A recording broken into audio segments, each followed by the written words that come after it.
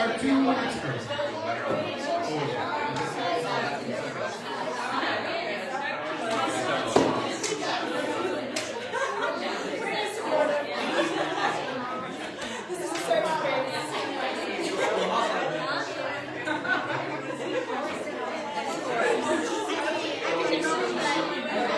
If you could pull up the lyrics, that'd be awesome.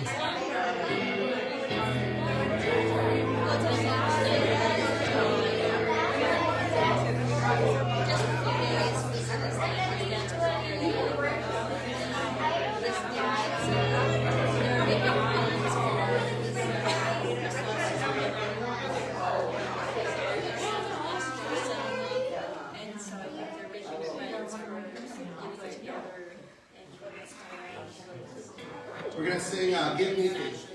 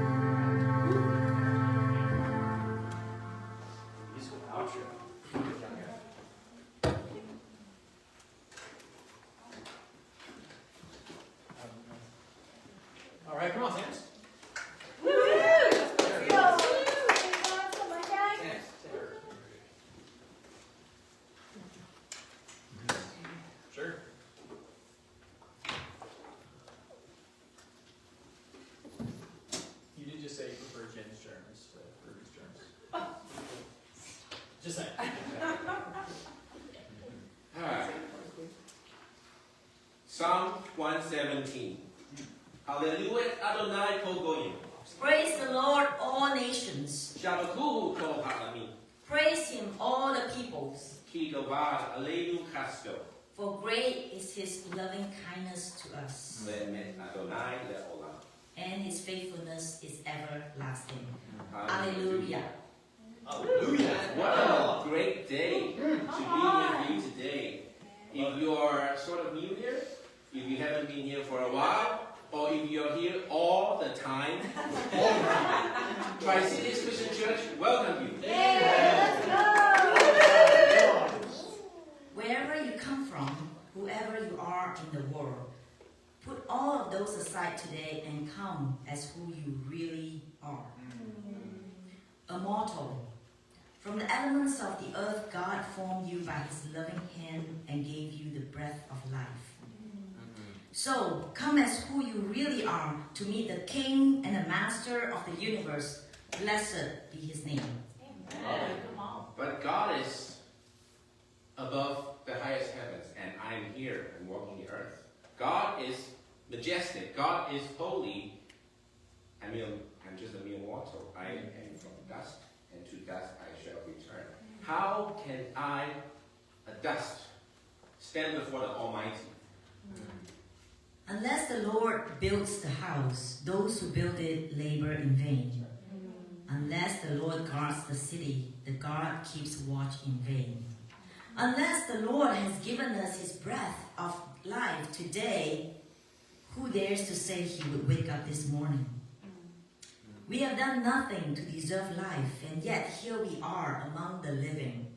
Therefore, let all who have breath praise the Lord. Indeed, we will praise the Lord, for his kingdom extends to every corner of the universe. And may his kingdom establish itself in our hearts, in our souls today.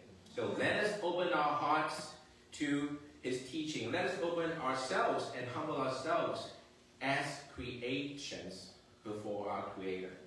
For the Lord is gracious and compassionate, slow to anger, and great in kindness. And the Lord is good to all, and his compassion extends to all his works. Amen. So this week we will continue our lesson on the series called Persuade like Paul. Yep. Speaking for myself, what I've learned so far is that every one of us is a unique story that God's wonderful work on earth. It is up to us to discover it, to embrace it, and to testify what our Father in heaven has done and will continue to do in our lives. Later in the service today, Josh will continue his lesson, and this time in Acts chapter 17, about the encounter between Paul and the Athenians. Josh is going to come out here in a while to share his lesson. But personally, I would like to read these few lines from the same passage that Josh will preach from. It says in Acts chapter 17, verse 24. And it is Paul speaking.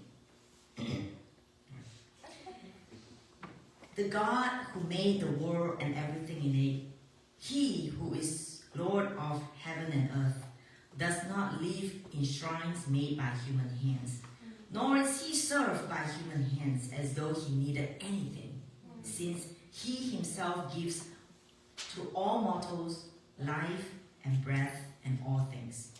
Indeed, we owe everything, including our very own breath, to God. Therefore, let all who have breath praise the Lord. Let us pray together. Lord our King, how great is your name through all the earth. Heavens and earth cannot contain your glory.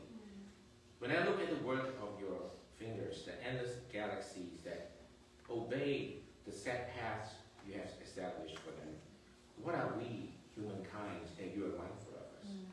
What are we, mortals, that you care for us? Yet you have given us the royal mission to rule over and to take care of your creation. May we never forget who the true master is.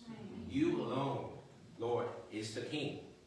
Today our voices sing praises to you, our hearts rejoice over you, and our minds long for your teachings. Great and holy is your name throughout all the earth. Blessed be your name.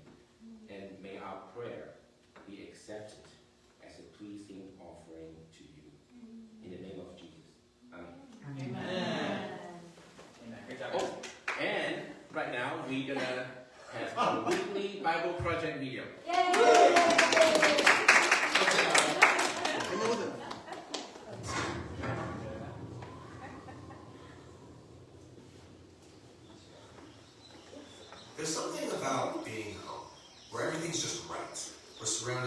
people we love and trust, there's a feeling of stability and safety. And while some people get to experience this kind of home, many do not. Others might even be forced to leave their home and go live in a foreign land.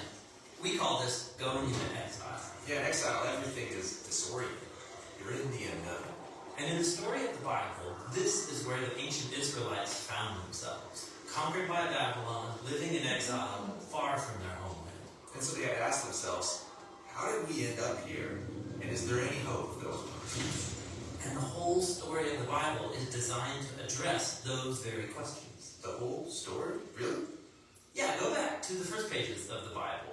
Where does humanity live? Okay, they live in this really sweet garden, their home. And they're there on one condition, that they trust and follow God's one command, and they don't. And so the consequence is banishment from the garden. Ah, they're sent into exile. Exactly. And so this story has been designed to set you up for Israel's story. How they were given the gift of the promised land and were able to stay there on one condition, that they be faithful to the terms of their covenant relationship with God. They didn't, and they were sent into exile. And if you still don't see the parallel between exile from the garden and exile from Israel, think about this. In Genesis, humanity's exile led up to the story about the building of what city? Oh yeah, Babylon. The same place the Israelites are sent. But that's not the end of either story. In the first Babylon, God called Abraham to leave and travel to the promised land. And that story was designed to give hope to the Israelites currently living in the later Babylon. Now eventually, they do get to leave and travel back to their promised homeland. And when they did, it wasn't home sweet home.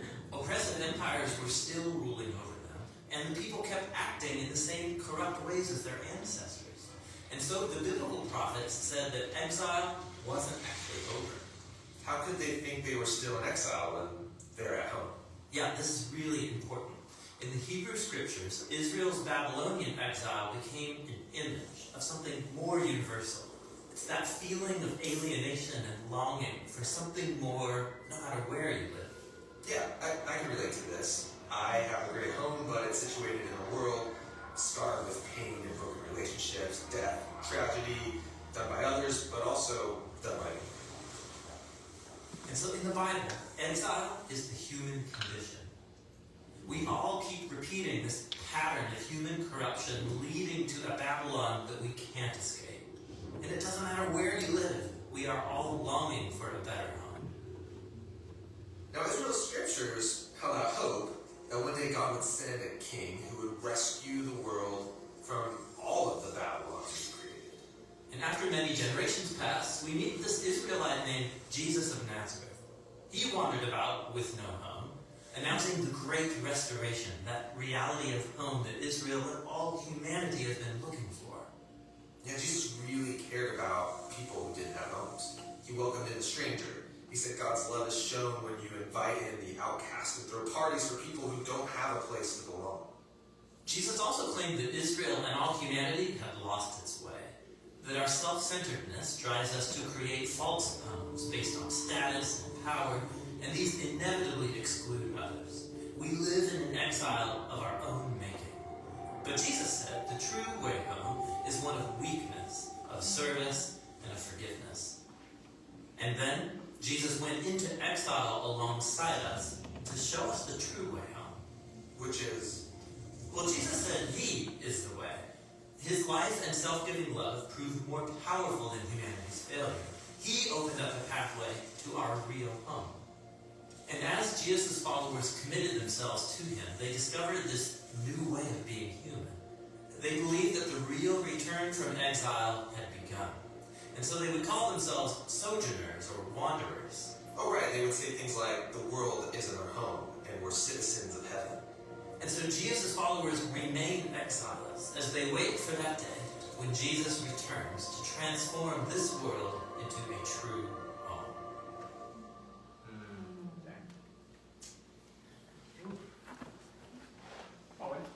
So with a I feel like everybody knows me.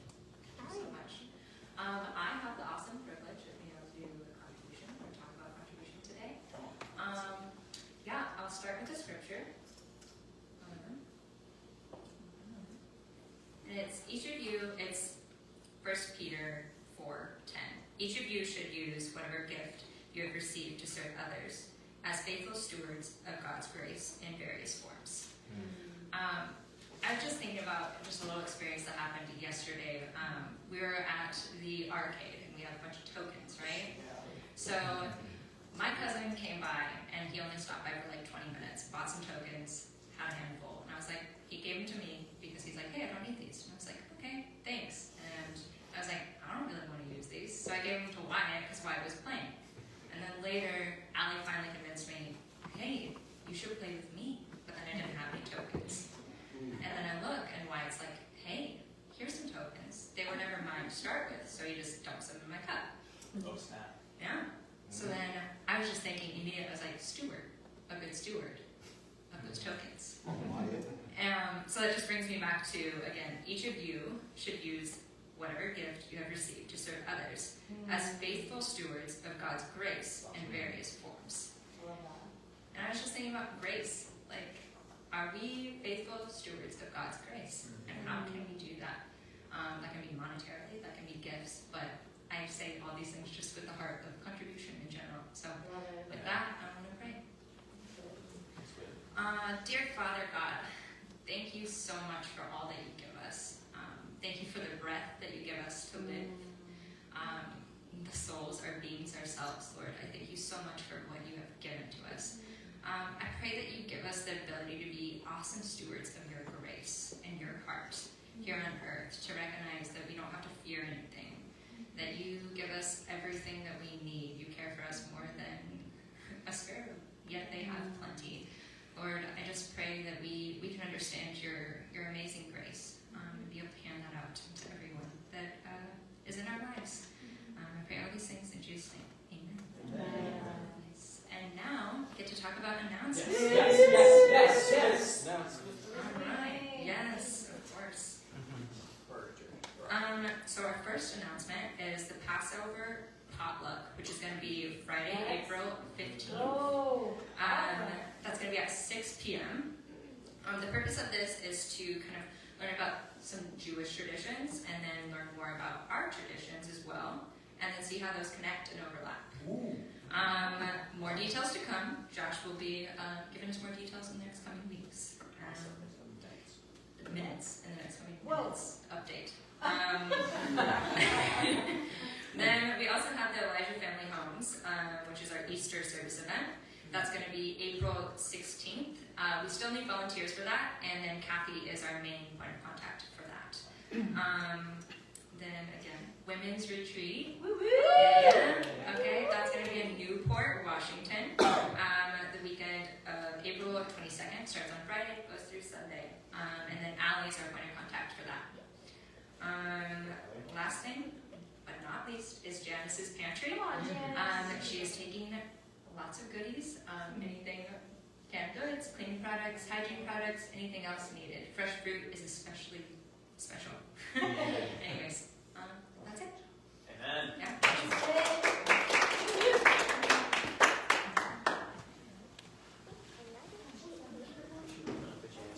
Let's stand. We're going to sing a couple of songs. We have songbooks around. If you're familiar with the songs, go ahead and share the songbook. If you see songbooks, just kind of sit down, and folks that need them, go ahead and share them. We got turn to 217. I hear God singing to me. Actually, Wyatt, can we put those and have the other one go first? We're going to go to 450. Hallelujah once again. Wyatt, steward of the token. They were never mine to begin with. I think that's going to stay with me.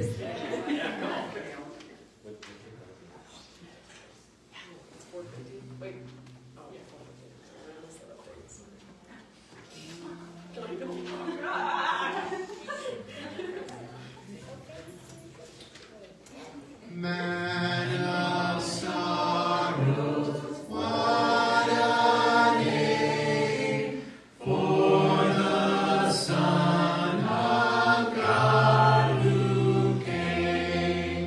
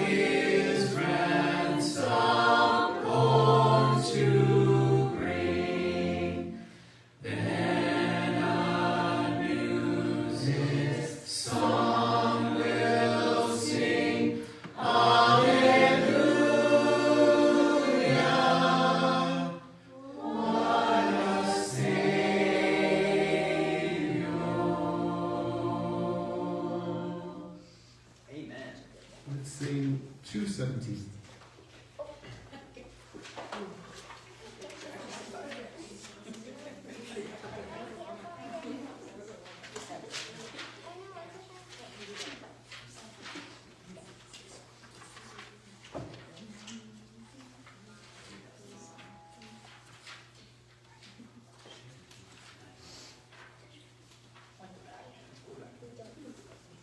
Will I hear God singing to me?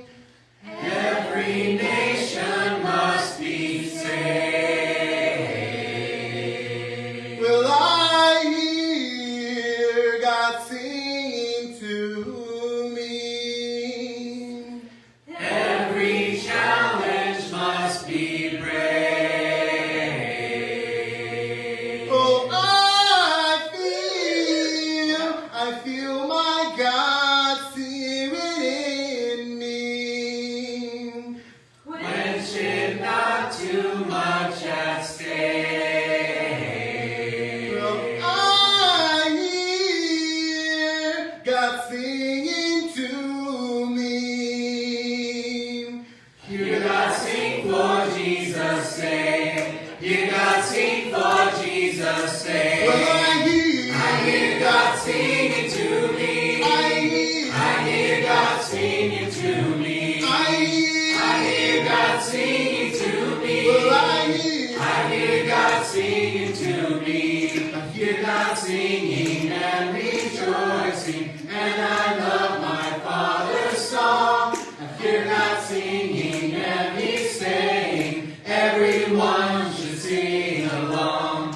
Righteous singing scares the devil, so let's shout our anthems loud. Soldiers choir in holy concert, voices lifted, faces high. Well, I hear God singing to me. I hear God singing to me. I hear God singing to me. I hear God singing to me. Gather us and start a movement. Scatter us, we scatter seeds. Planting Christ in every nation as our great crusade succeeds. Criticize us, we grow stronger. Kill us and for sure we win. For our battle isn't earthly, and our souls will never end. Well, I hear God singing to me. I hear God singing to me. I hear God singing to me. Well, I hear God singing to me. Via Mugulaki and Ba. Via Mugulaki and Ba. Via Mugulaki and Ba. Via Mugulaki and Ba. Well, I hear God singing to me. I hear God singing to me. Well, I hear God singing to me. I hear God singing to me. I hear God singing to me. Well, I hear God singing to me. Well, I hear God singing to me. I hear God singing to me. You make me sing. Poppin'. Katie's first time on the mic. Surely not her last. You made the mistake of giving off a good first impression. Now people are going to expect things of you. Darn it. Not even an impression, she just straight up did it. I like that. Title of our lesson today is Speak Their Language as part of our Persuade Like Paul series. I love what Tam shared in their welcome, mostly because this is how good the kingdom is. A Malaysian couple that wears cowboy boots and speaks Hebrew. That's how good the kingdom is. I love the diversity of the kingdom. I love how many people can share the word in so many different ways, and how much we can get out of it every single time. We could just do Psalm 117 for a year, probably. getting things. We're not going to do that because there's so much good stuff. But it's an amazing thing, the Word. And so we're going to dig right into it. Dig right into the Word. Acts 17, as Munjai already stated. I'm just going to get my recording going because I like to do that. It's like an athlete watching his film and being like, no, not that. Why'd you do that? It's kind of what I do for myself on Mondays. There we go. All right, we're now recording. Cool, here we go. Greetings to our friends in probably Germany or Amsterdam at this point. I'm not sure where the Lamots are. They're somewhere in Europe. So we are fully international today, which is kind of cool. Shall we just dig into it? Yeah. Let's go. We're doing this Persuade Like Paul series. And the idea behind it is we're trying to not learn strategies for evangelism or a 10-step program of this is how you get anybody to church. It's not really about that necessarily. It's about the patterns of living that create godly character. Because godly character is persuasive. It's persuasive to live like Jesus, to walk the path, as that video has already shown. It's about the disciplines in my life. How is my life pointing people to the kingdom? Now, part of that is sharing your faith with people. It's sharing your story.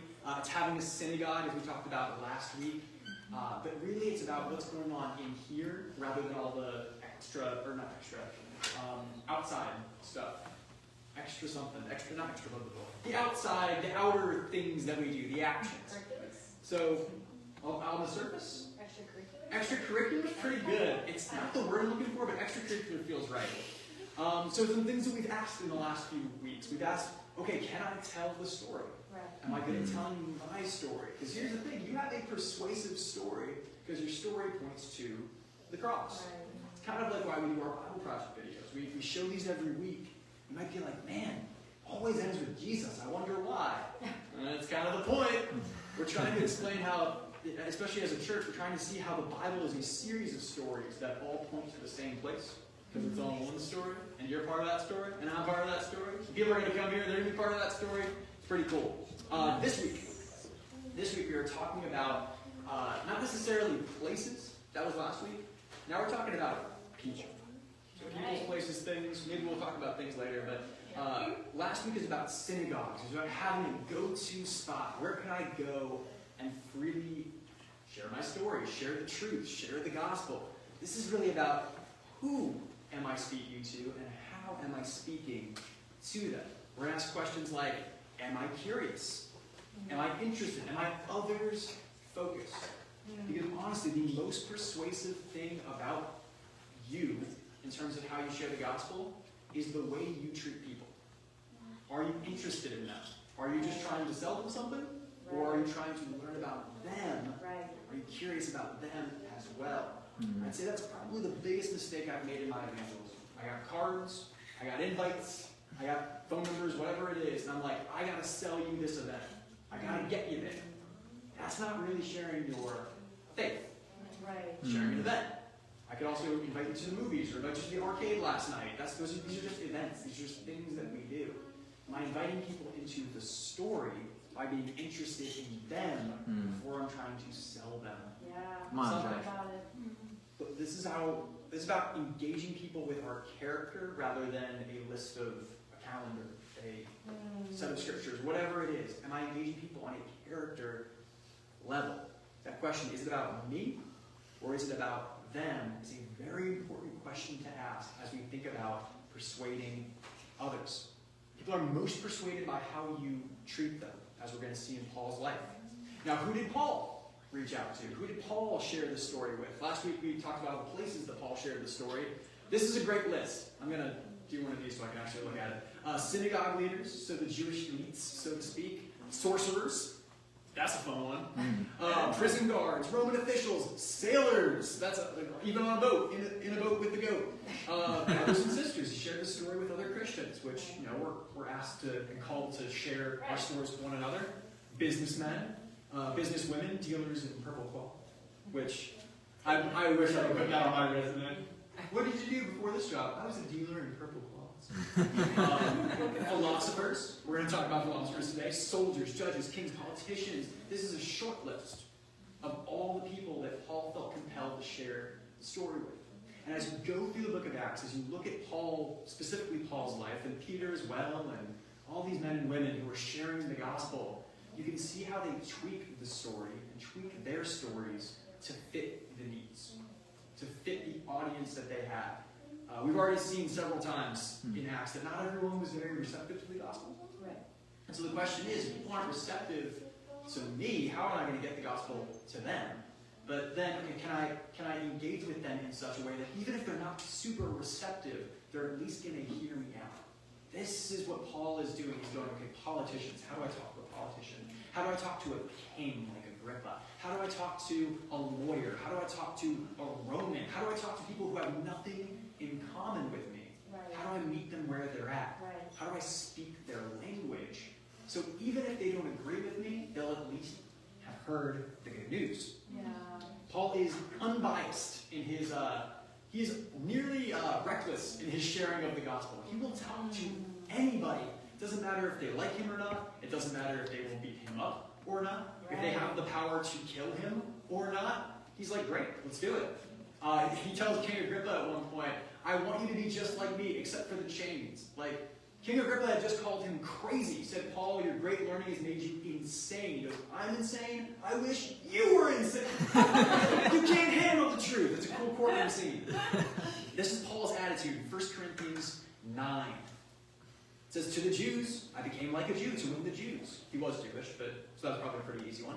To those under the law, I became like one under the law, though I myself am not under the law, so as to win those under the law. To those not having the law, the Gentiles, I became like one not having the law, though I am not free from God's law, but am under Christ's law, so as to win those not having the law. To the weak I became weak, to win the weak. I have become all things to all people, so that by all possible means I might save some.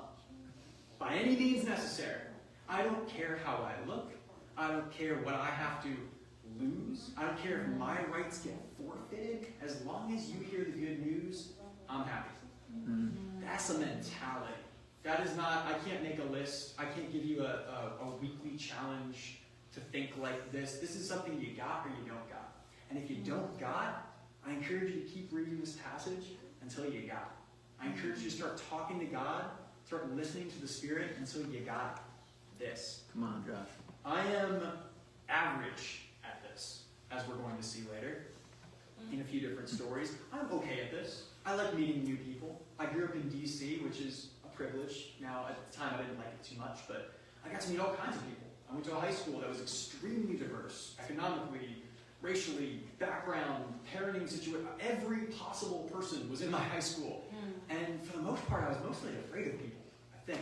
Now that I look back, I'm like, I don't want to talk to them. I have nothing in common with her. Ooh, I'm going to have my bubble. Right. Maybe you've had the bubble weirdo Christian mentality of like, I got my crew and I'm good and I'm done. But if I stick to my bubble, I'm not going to have a ton of people in my life that I've been blessed with. My bubble is limited. And so Paul, in his recklessness, in his all things to all men mentality, he goes, by all possible means, I might save some. I'll do whatever it takes to pop my bubble so that I can meet the most people possible. I remember, kind of as a palate cleanser, studied the Bible with a guy in my freshman year of college. He was Matt. He didn't get baptized. Fortunately, he didn't stay faithful. That's a huge bummer. He was the first guy I ever baptized in campus, and it was a very kind of watershed moment of like, wow, I'm doing it. And I remember studying the Bible with him, and we were counting the cost, which means that we were kind of, okay, what's it going to take to become a disciple? You know, it's a huge deal to have this conversation. He's like, honestly, I don't really like people that much. I was like, that's going to be a problem. I don't know how you can imitate Jesus and not like people.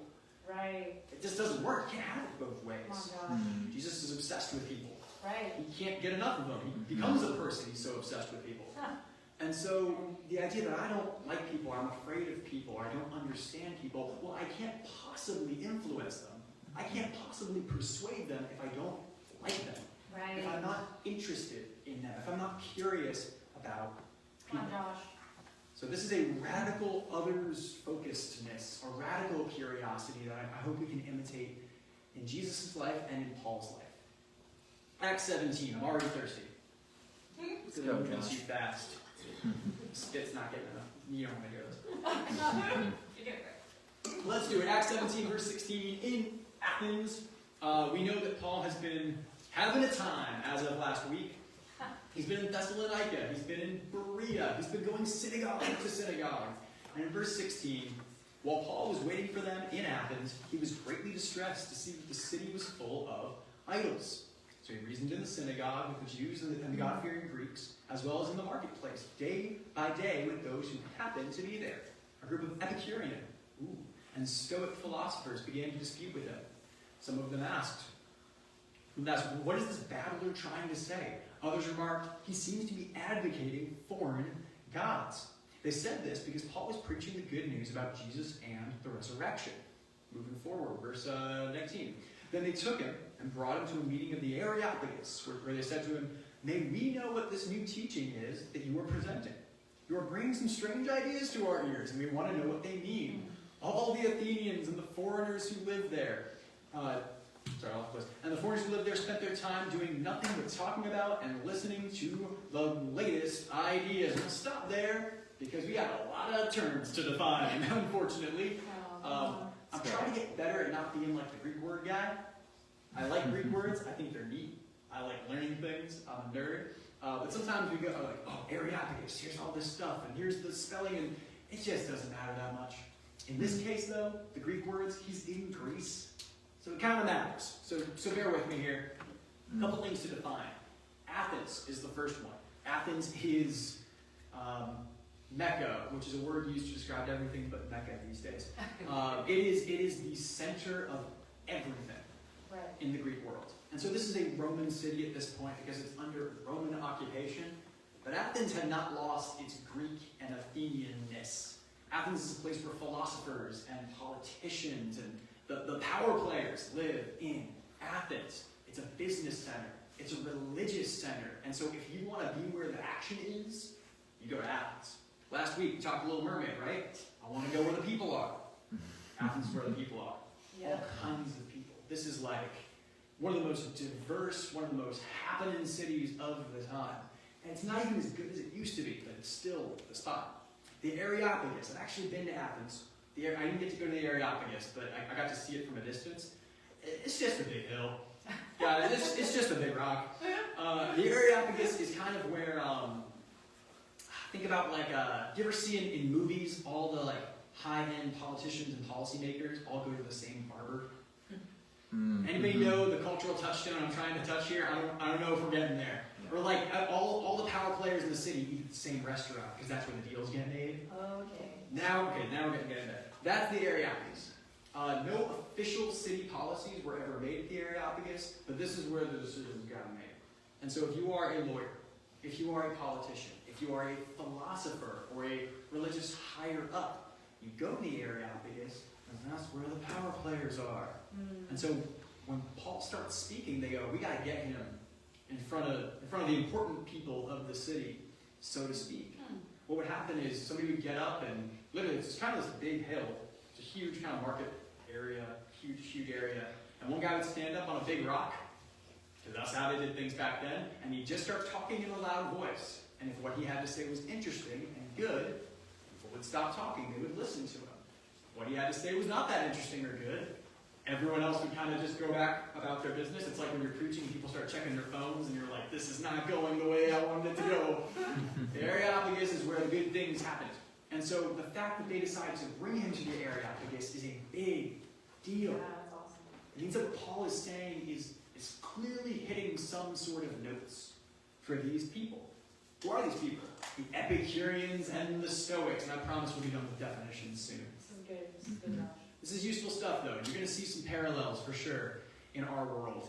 The Epicureans are philosophers who are focused on, like, maximizing your life. Kind of life to the full. But life to the full just means, like, get the most joy and pleasure, eat the best foods, be with the best people, wear the finest of purple cloths. I don't know. For them, they're not very religious. God probably exists, but if God exists, he doesn't care about us that much. He's up there somewhere.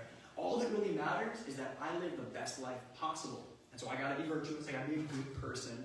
But really, I just gotta get that money, baby. I gotta eat them grapes and do all the good stuff and go on the finest vacations and wear the nicest of Italian leather. I don't know. I own many leather-bound books. That kind of mentality. They believe that the world is governed by physical laws, but not spiritual laws. And I'm bringing these things up because Paul's going to hit these notes in a minute.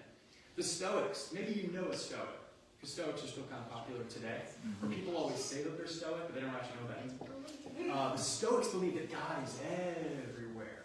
And because God is everywhere, it's my duty to imitate him and have virtuous, noble character at all times.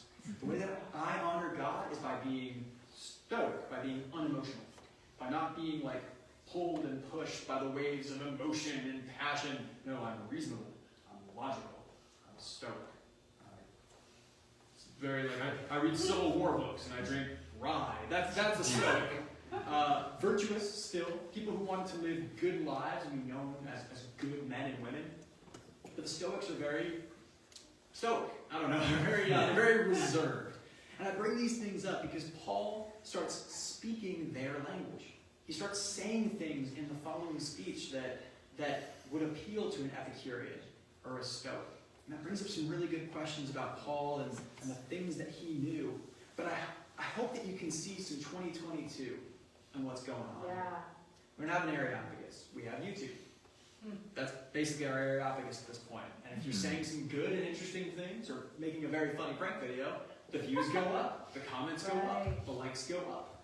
And if your content is not that good, the likes go down. And so we have to make the best content. What happens today is the same thing that happened back then. There was not necessarily a diversity of thought the way that we like to think there was. In fact, scholars believe that slowly all these philosophies started to overlap because people were very interested in specific things. So philosophers would come in with this idea and they would kind of cut away at it until it fit what people really wanted to.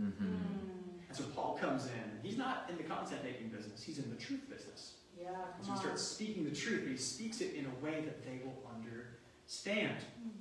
Maybe you know some Epicureans in your life. Some people who are like, get rich or die trying. That is a philosophy of life. Be the change you wish to see in the world. That is one. You miss 100% of the shots you don't take. That is a life philosophy. We know philosophers. We know Stoics all throughout our community. And our goal needs to be to understand their way of thinking, to understand their philosophies, so that we can speak and tell the story to them in a way they're going to want to hear. Oh my gosh. Let's get cracking here. Question for us. Am I a student of people, and do I seek to understand them? That first question is going to be key in what we read next. Am I a student of people? Do I know people well? Am I endlessly curious about even just the people in my life? Verse 22. Paul then stood up in the meeting of the Areopagus and said, Men of Athens, I see that in every way you are very religious. For as I walked around and looked carefully at your objects of worship, I even found an altar with this inscription, to an unknown God. Now what you worship as something unknown, I am going to proclaim to you. The God who made the world and everything in it is the Lord of heaven and earth, and does not live in temples built by human hands. And he is not served by human hands as if he needed anything, because he himself gives all men life and breath and everything else. From one man he made every nation of men, that they should inhabit the whole earth, and he determined the time set for them and the exact places where they should live. God did this so that men would seek him and perhaps reach out to him and find him, though he is not far from each one of us. For in him we live and move and have our being. As some of your own poets have said, we are his offspring. Excuse me. Therefore, since we are God's offspring, we should not think the divine being is like gold or silver or stone. Yeah, there we go. An image made by design and skill. In the past, God overlooked such ignorance, but now he commands that all people everywhere should repent. For he has set a day when he will judge the world with justice by the man he has appointed. He has given proof of this to all men by raising him from the dead. Okay. Whew. And we all made it. I know there's a lot of scripture, but Paul is doing a lot of stuff here, guys. It's crazy. Let's start with the layer that maybe would appeal to us the most. What's he doing here? He's telling the story, baby! He's doing it. He's telling the story. He's explaining about who God is and how he created all men in effort that they would partner with him, that they would seek out a relationship with him. Are we hearing story here.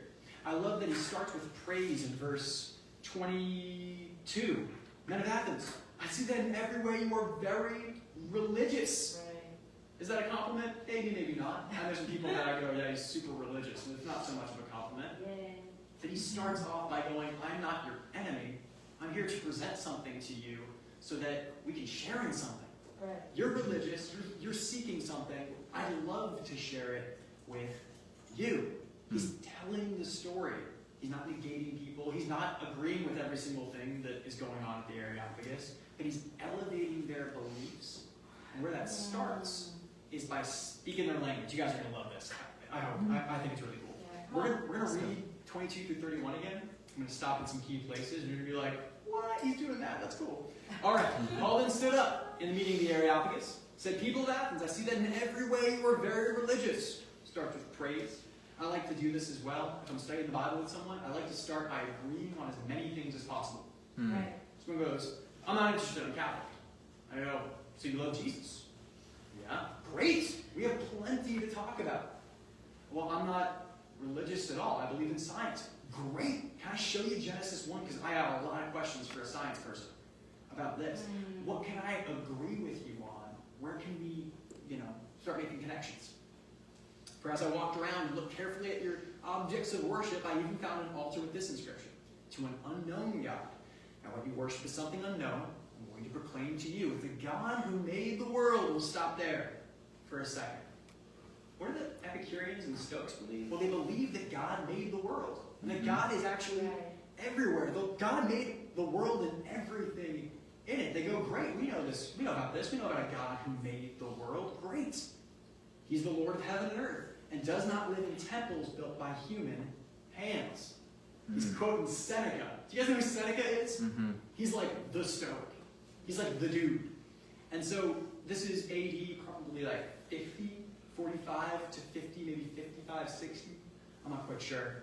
Seneca lived about 250 to 300 years before this. So he's quoting George Washington. He's quoting James Madison or Thomas Jefferson or Hamilton, right? All these things that have come back in vogue these days where it's like our founding fathers, the people who built our country, and we look back at our history and it means so much to us as a nation. That's what Paul's doing as well. He goes, your guy, Seneca, this is what he said. He said that God doesn't live in temples built by human hands. He says, you're Stoic, you believe this? Great. That's the truth. And he's not served by human hands, as if he needed anything. Rather, he gives everyone life and breath and everything else from one man who made all the nations, so that they should inhabit the whole earth. And he marked out their appointed times in history and the boundaries of their lands. Again, this is the Stoic idea that God is everywhere, and that he's setting up everything in every place, all of time and space, in order that we should imitate him. We should have a virtuous, noble character. God did this so that they would seek him, perhaps reach out to him and find him, though he's not far from any one of us. For in him we live and move and have our being. That's a quote from Aratus of Soli, right? Aratus, you guys know this. Aratus of Soli, 270 BC, right? No. Doesn't really mean anything to us. But to them, they would have been like, oh, he's doing Aratus, cool. As some of your own poets have said, we are his offspring. That's a callback to Cleanthes. I don't know these guys' names. Cleanthes, who lived around the same time, about 250 to 300 years before Paul. Let's keep going here. There's so many guys, it's crazy. Therefore, since we are God's offspring, we should not think that the divine being is like gold or silver or stone, an image made by human design and skill. In the past, God overlooked such ignorance, but now he's commanded all people to repent, to put aside their passions, their selfishness, their greed, to live a virtuous life. For he has set a day when he will judge the world with justice. Again, this is a Stoic idea, by the man he has appointed. He has given proof of this to everyone by raising him from the dead. And that last thing, that's not Stoic. That's not Epicurean. That's not Greek, really, in any way. There's a couple of Greek myths about people coming back from Hades, but they're not happy. They're still dead, but they're out of Hades. The idea of resurrection was not an appealing idea to the Greeks. This is a huge curveball and something new to present them. I think the hope that Paul has here is, I'm I'm going to keep hitting these buttons. I'm gonna mark out these things to show just how close to the truth you are, and then I'm going to hit you with something new. I'm going to hit you with the missing link, the puzzle piece that you've been missing this entire time. And it even says in verse 32, when they heard about the resurrection of the dead, some of them sneered. But others said, we want to hear you again on this subject. Not everybody was ready for raising from the dead and this Jesus guy, but enough people had heard enough stuff that they already related to that they wanted to hear more. That's a massive question for us. When I share the gospel with someone, do they want me to shut up? Or do they want to hear more on the subject? There have been times, sometimes from the pulpit, where I'm like, guys, this thing, Epicurean, Stoic, blah, blah, blah. And everyone's like, okay, thank you, that's plenty. But we tell a story that people should not be able to get enough of. Right. Tell me more about this Jesus. Tell me more about his love. He came down to the earth. He died. He came back. I'd love to know more on the subject. I think Paul is able to convince some, to persuade some, because he spoke their language. He quotes their poets, their philosophers, their founding fathers. He says, I know your history, and your history, here's the cool thing, God used your history to bring you to this moment to know Jesus. It's awesome. There's a few lessons here we can learn, a few caricature traits in how we interact with people. Awareness, curiosity, inclusion, and ultimately humility. This is key stuff, and honestly, I look back at my time sharing the gospel with people. Sometimes I had these things, but I can think of so many times where I was unaware of anything about the person I was reaching out to. I wasn't curious about them. I didn't include them in the story, and ultimately I was just being arrogant, being prideful. I have the truth. I have the keys to the lifeboat, and I'm going to condescend to give them to you, rather than being interested in the person, validating the experiences they have already had, being aware of their hardships and their victories, and then including them in the story. This idea of awareness. We talk about being in the world, but not of the world. This is important, right? Being aware of the culture, being aware of the news, being aware of what's going on Capitol Hill, or in Seattle, or what's going on in our world is not simple. It's not bad to know what's happening in the world. Now I can get obsessed with somebody else's culture, with the culture, pop culture. I can become like a super movie nerd and be like way too deep and start getting into stuff I probably shouldn't be getting into. But there's a difference between knowing who Kanye West is and knowing every lyric to every Kanye West song. Very different, right? But since I know that, I can sit down for a Bible study with someone. I can make a Kanye reference to them. They go, oh yeah, I know that. Okay, I know what you're talking about. Right? I'm speaking their language. I can reference something going on in foreign policy matters right now because I keep up with the news, not just on Twitter. Please don't just use Twitter for your news. But because I know what's going on in the world, I can speak intelligently to people and point them to the story as it's happening in real time. The news, the culture, what Twitter, unfortunately, it matters. I wish it didn't. I wish we could just preach the gospel blindly with blinders on, not think or care about anything going on in the world. But this awareness does matter. Here's the kicker. Paul is Jewish. Paul's not Greek. Paul's not a philosopher. How do you even find out about this stuff? How does he know who Seneca is?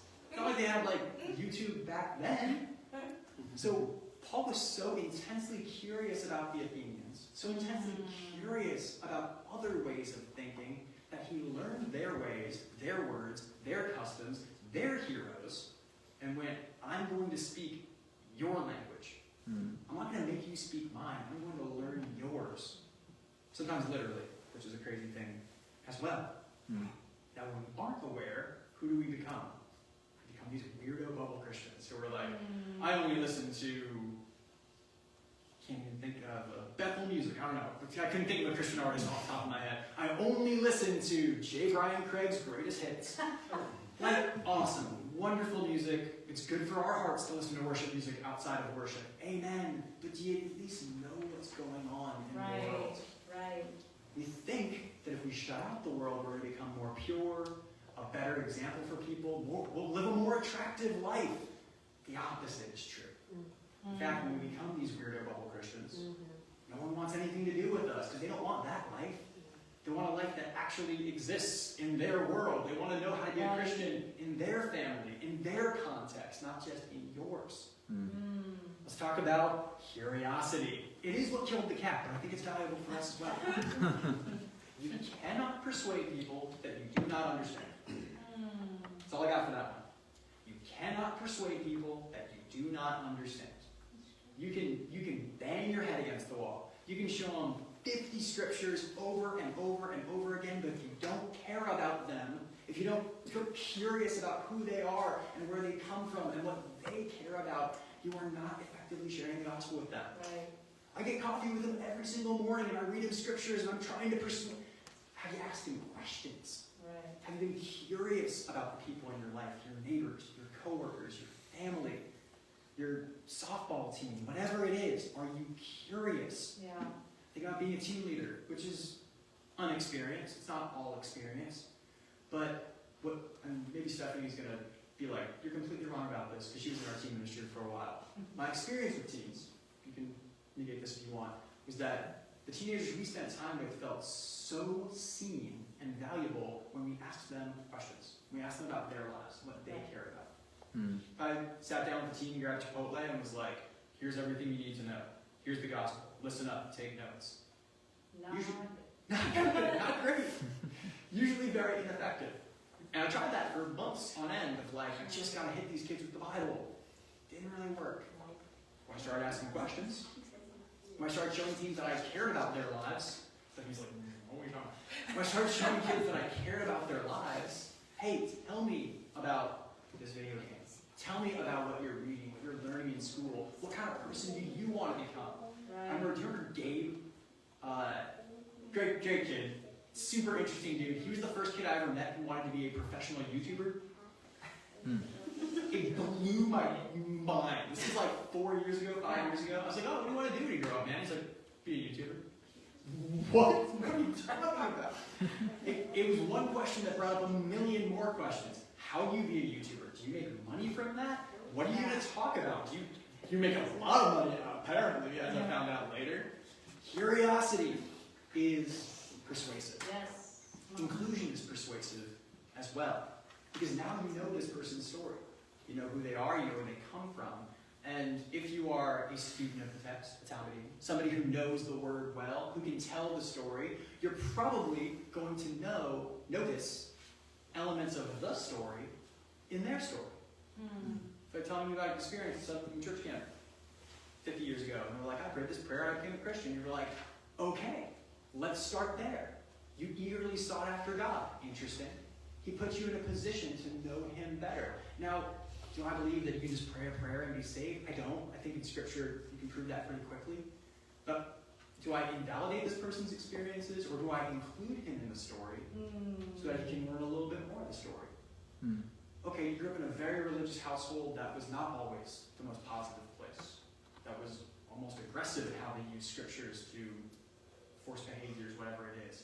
Yikes! That's really sad and scary, but man, like, can we start there and talk about how you were exposed to the word in an early age, where you learned what Christianity wasn't from people who were trying to show you what Christianity is. Right. Interesting. There's things we can use to include this person in the story. Because they could be living the wackest life. They could be committing crimes. They could be doing crazy stuff. But they are part of the story. Whether you want them to be or not. God has already included them in the story. And so you have a chance to bring them a little bit closer to the story. To help them contextualize the experiences that they've had. To include them in what God is doing. Ultimately, this just comes down to humility. Our brother Michael Burns in Minneapolis, he talks a lot about cultural humility. Of being humble to a culture that I'm not part of and that I don't understand. I think that's a really valuable experience. And that applies in a million different ways. But even for people who look like us, come from the same places as us, talk like us, care about the things that we care about even. What's going on over there? Do I have humility to how they see the experience? Right. This is not like a relative truth thing of like, oh, I'm just speaking my truth. No, this is about just humility. It's about going, I don't have all the truth. I'd love to hear how you see it, how you think about it. This is a question that came up as I was writing this. Am I God's gift to this person? Woo. Yes. And no. Huh. Because, yeah, God has set times and places that I can share the story with them, but is it about me or is it about the story? Because when I go, I have the magic beans, and I will give them 3 for that cat, whatever it is. When I'm like, I've got the sauce, I've got the story, I'm the one who gives the good thing to you, we miss out on a valuable experience to learn from them. Amen. Come on, Josh. If I'm just about the story, I go, I am kind of God's gift to this person. I have an opportunity to share what I know and to include them. Now we're talking. Because that's a right understanding of who you are. What is humility? It's not being too high or too low on yourself. Insecurity is pride. Right. Arrogance is pride. Humility is seeing yourself the way that God sees you. And God does see you as a messenger, as a steward of some coins. That is right thinking about yourself. That is cultural humility. Humility says, maybe I have something to learn from them. Right. Maybe they're going to show me something in the Gospels. I love studying the Bible. I love studying the Bible with people. It is my favorite thing to do. Yeah. And I realized not that long ago that the reason why it's my favorite thing to do with people is that they keep showing me stuff that I didn't know. Right. I'm like, turn over to 1 Peter. Let me show you a little something.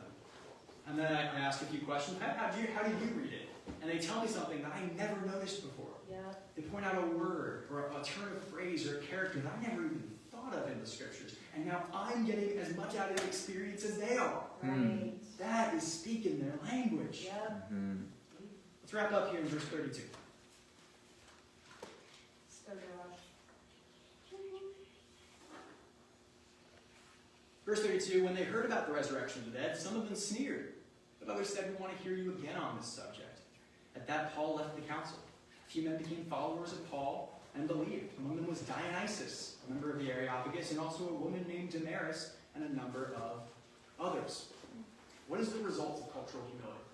What is the result of being profoundly curious, aware, and invested in other people's stories? The right people figure it out. Who is Dionysus? Well, we know Dionysus is the Greek god of pleasure and wine. So this guy, who's been named after the most Epicurean of philosophies, has now become a follower of the way. Who is Damaris? Well, we're not totally sure, but we know that the Stoics allowed women to be part of their clique, so to speak. There's a good chance that he won over, this is representing that he won over Epicureans and Stoics. He won over people from all kinds of walks of life. There's a chance that this woman was a profound businesswoman, that she was a nobody. Who knows how she came in? Same thing as Dionysus. Well, Dionysus is a member of the Areopagus, right? This woman could have been anybody, but anybody had the chance to hear the gospel that day. I think that's a really cool thing. Now they, Dionysus and Damaris, get to stay in Athens. They get to start telling the story to their people. They start to get into neighborhoods and businesses and communities that Paul was never going to reach. Right. Same thing happens with us. When we persuade people to the story, we start reaching communities that we never had access to before. Right. And it's really cool that we're studying about it with Juan and Jenny. They're an incredible couple. They're so interesting. They have all these experiences. I've learned a lot from Juan just from the time that I've gotten to know him. He still kind of works at a barbershop that I had no business going into my entire life. But he's got all these guys who know him, who know his life, who are respecting him more and more as he becomes like Jesus. Right. He's got a family that lives in Arizona. I was never going to meet them in my entire life. But once he's never here. So think of all the communities, all the places that you don't get to go, but the gospel gets to go to. Good point. Paul can't reach these places, he won't reach these places, but others will. I think that leads us perfectly into communion as we wrap up here. Verse 30, in the past, God overlooked such ignorance, but now he commands all people everywhere to repent. For he has set a day when he will judge the world with justice by the man he has appointed. He has given proof of this to everyone by raising him from the dead. This is the new thing, right? This is the curveball. The thing that the Stoics and the Epicureans and the Greeks had never heard before, this resurrection of the dead. But we need to note some things about this man that God appointed. This man who was obsessed with people, who was continuously curious about them.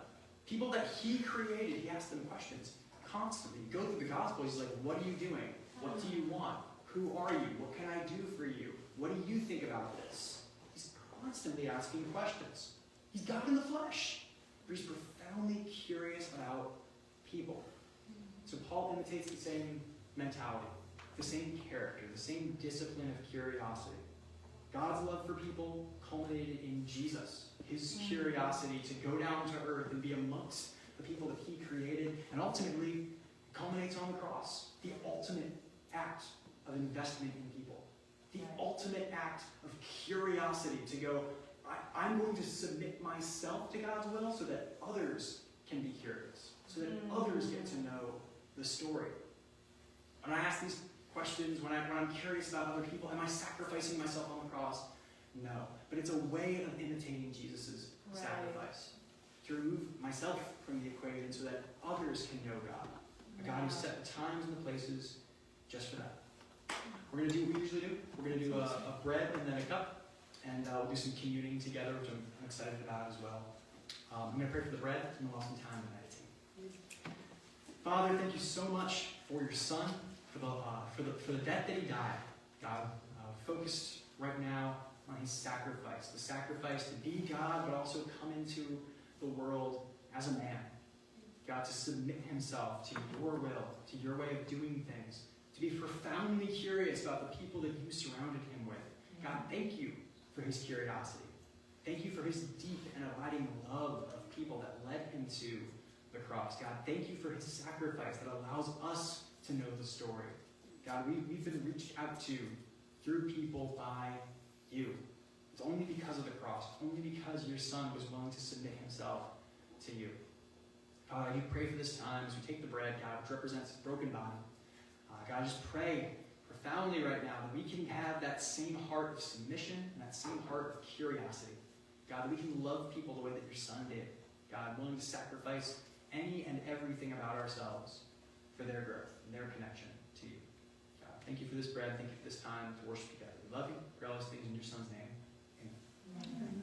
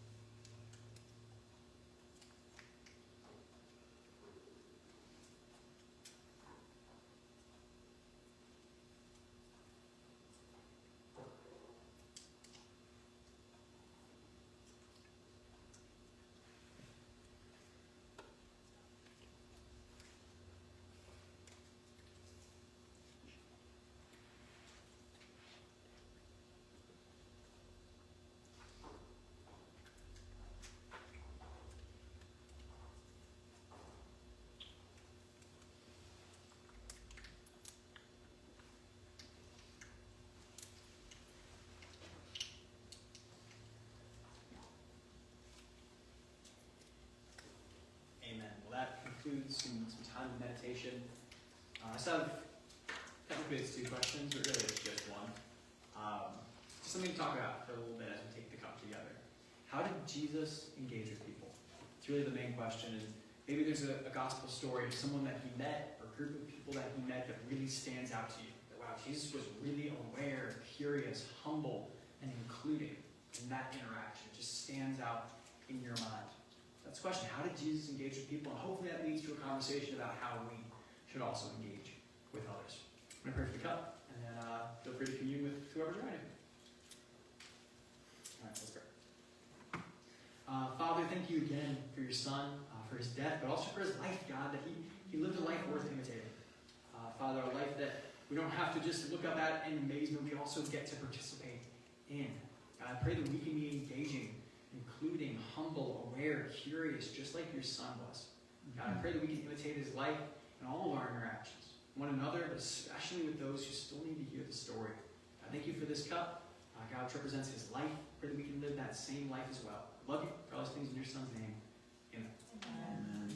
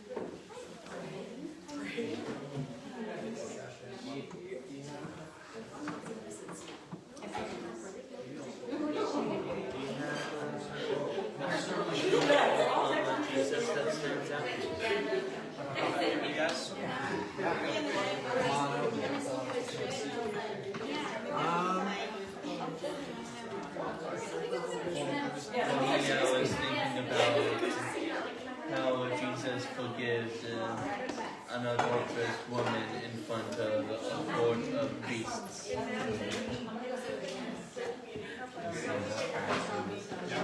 says if you know an inmate, or if you want to accept the calls from an inmate. How he went against a bunch of but I checked online. Stepped on. It says it's probably like a fraud, like I guess how he dealt with a priest. Unless they're really, but I don't know anyone Exactly. or even While here. you're listening to our stories, that's like water your herds. The group of priests will assist I think I was really well based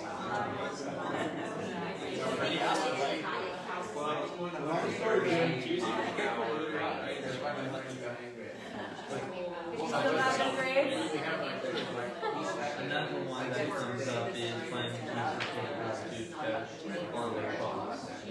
He said that to a personal, a death row personal next to him, that he's going to go to heaven.